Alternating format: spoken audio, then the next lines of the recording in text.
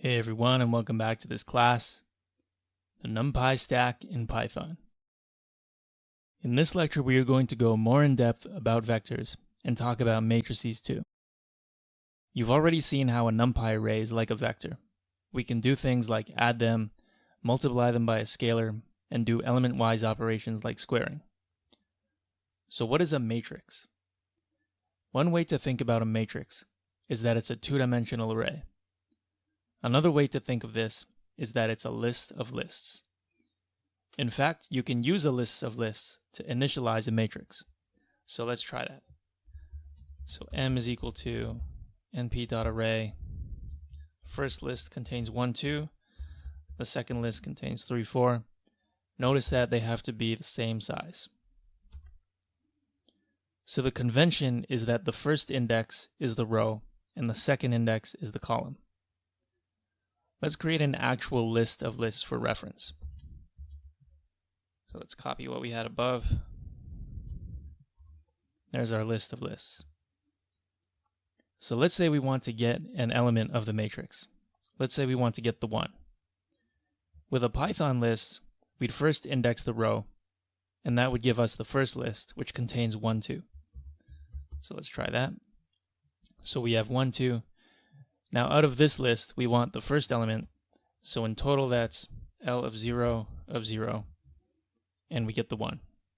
Notice that we can do the same thing with the NumPy array. So we can do M of 0, that also gives us the 1. But there's a shorthand notation which looks more like MATLAB with a comma. So we get 0, 0, that also gives us a 1. So that's convenient, it's 1 character less of typing. Note that there is an actual data type in NumPy called matrix. It's just np.matrix. So we can do that as well. We pass in the same input.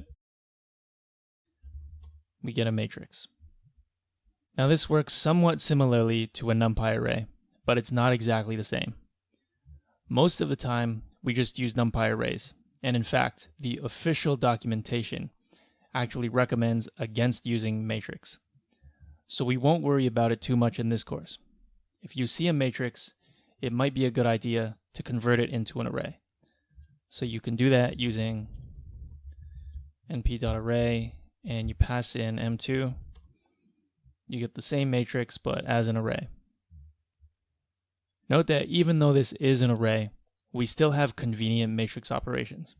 So as an example, a.t gives us the transpose of A.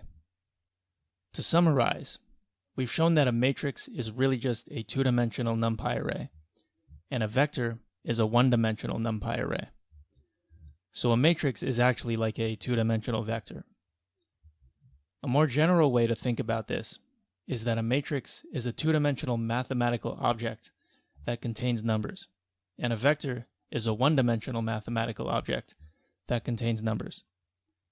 Sometimes you'll see vectors represented as a 2D object. For example, in a math textbook, we might say a column vector is 3 by 1 and a row vector is 1 by 3. And sometimes we might represent them like this in NumPy.